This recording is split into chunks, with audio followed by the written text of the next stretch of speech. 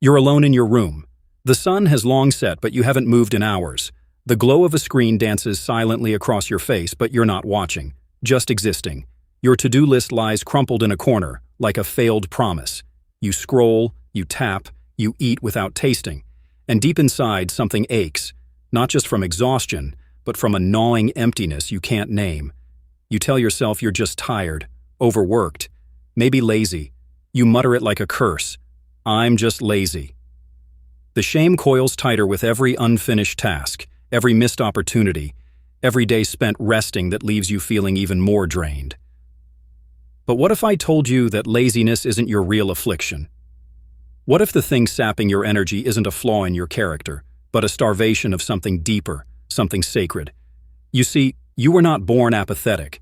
You were born ablaze, with curiosity, wonder, hunger for meaning. That fire didn't die. It was buried, smothered under endless obligations, digital noise, and the soul-numbing rituals of a world that worships productivity over purpose.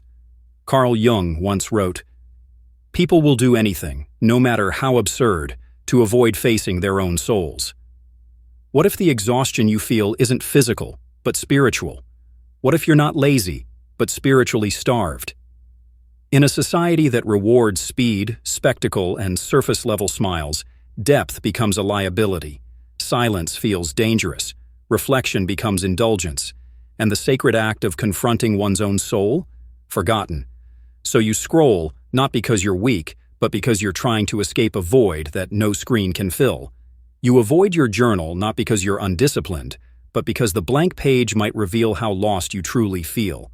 You rest not to recharge, but to numb yourself just enough to survive another day in a world that never asks who you are beneath the roles, the labels, the goals. How many times have you whispered, "I just can't find the motivation"? But motivation is not the root. The root is meaning. And when meaning dries up, no productivity hack will quench that thirst.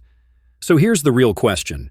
What if the modern epidemic of procrastination, burnout, and distraction isn't caused by laziness at all, but by a spiritual famine so widespread, we've forgotten we're starving?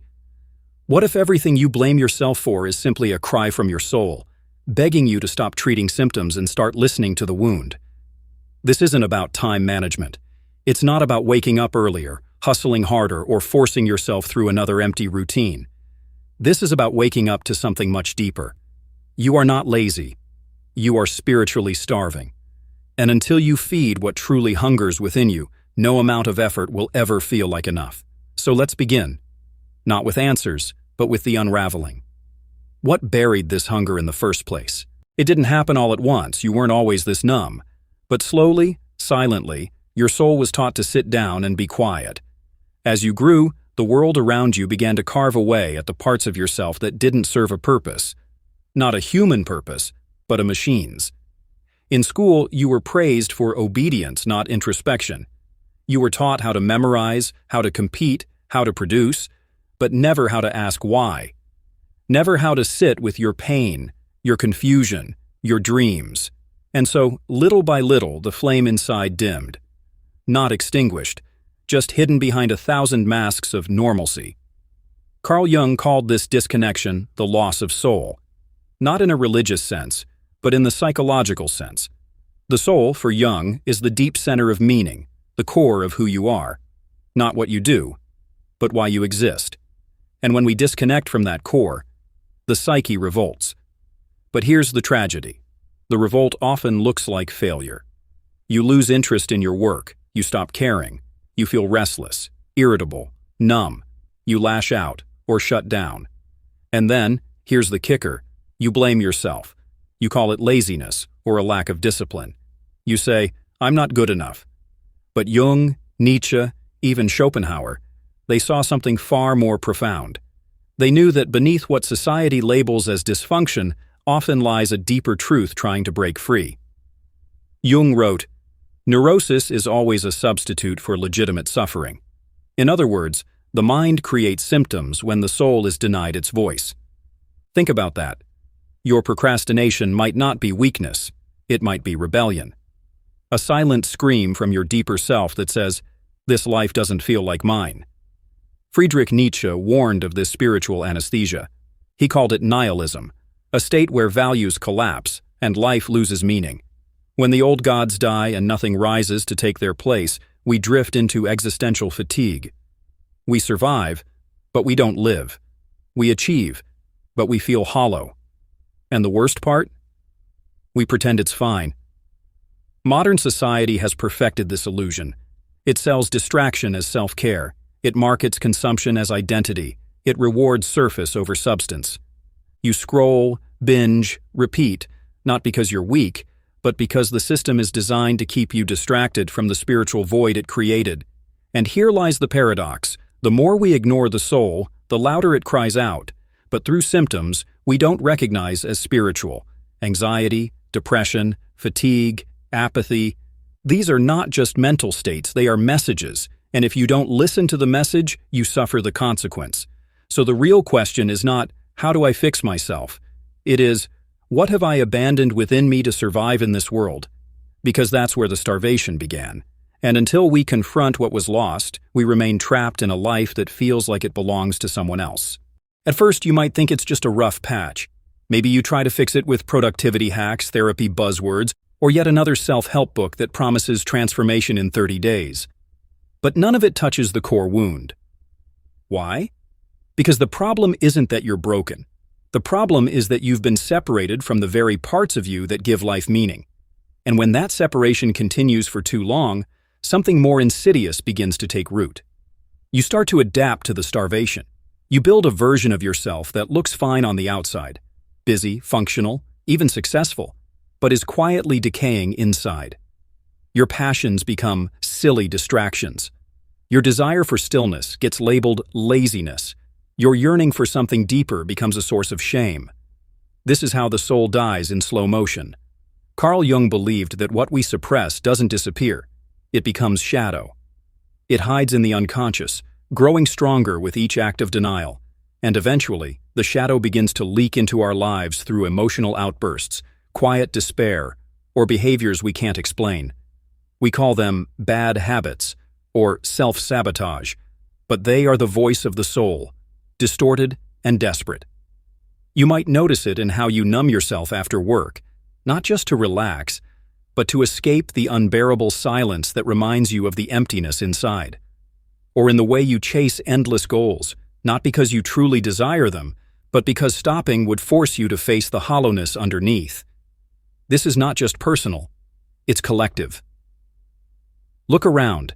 How many people do you know who are alive, but not truly living? How many are addicted, not just to substances, but to validation, distraction, control? Gabor Mate, a physician and addiction expert, argues that addiction is not a disease but a response to suffering. And much of that suffering, he says, is rooted in spiritual hunger, loneliness, disconnection, a loss of meaning. Even in the most affluent societies, people feel poor, not in money, but in purpose. Technology connects us, but only on the surface. Work rewards us, but only if we betray our inner rhythms. Religion offers answers, but often without room for real questioning. The result? A quiet epidemic of meaninglessness that no one wants to admit. This is the unseen consequence. A society full of people going through the motions, unable to name what they've lost, only feeling the weight of its absence. So we joke about burnout. We normalize stress. We post quotes about self-love while quietly loathing ourselves. And the whole system keeps moving, fueled not by passion or purpose, but by spiritual starvation disguised as ambition. But what if you stopped? What if, instead of chasing fixes, you dared to confront the silence?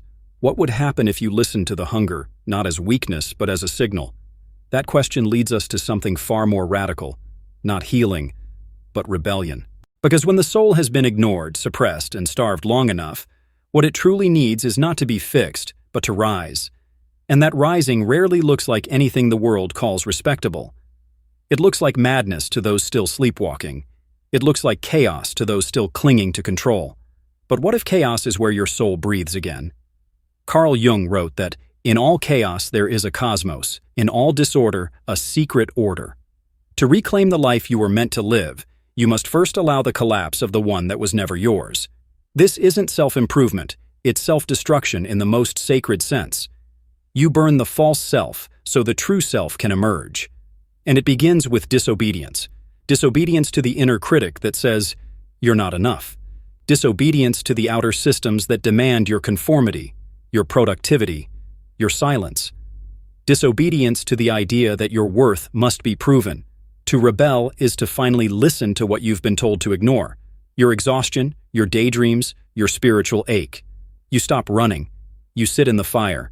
And for the first time, you ask not, "What's wrong with me?" but, "What part of me has been exiled?" This is the return. And it will be terrifying. You may lose relationships. You may feel like a stranger to your own reflection. You may doubt every decision, every belief, every identity you've carried. But that's not failure, it's the sacred unraveling. The philosopher Søren Kierkegaard called it the sickness unto death, the despair of being disconnected from your true self. And yet he also believed that despair was the doorway to authenticity. You cannot find who you are without first confronting who you are not. Throughout history, the great transformation stories begin here, in exile, in wilderness, in darkness. Nietzsche walked away from academic philosophy and wrote his deepest work in near solitude. Dostoevsky found truth not in books, but in a Siberian prison camp. Carl Jung, in his own confrontation with the unconscious, nearly lost his mind before he gained the insight that shaped modern psychology. What they all shared was not comfort, it was courage. The courage to descend into the underworld of the self and bring back something sacred. And you, too, must descend. But not to fix yourself, to meet yourself. So if you've ever felt like a fraud, if you've ever numbed yourself just to survive the day, if you've ever looked at your life and whispered, "This can't be it," that whisper was the rebellion beginning. That whisper is your soul, trying to awaken. And once you awaken, there is no going back. The question now is, what happens when you stop trying to escape the hunger and start feeding it something real? That leads us to the final, most sacred realization. Something real. That's what your soul has been aching for, not comfort, not pleasure, not distraction, but truth. Raw, inconvenient, luminous truth. The kind of truth that doesn't soothe your ego, but resurrects your essence. And here's that truth. You were never lazy. You were malnourished, starved of meaning, starved of silence, starved of sacred struggle.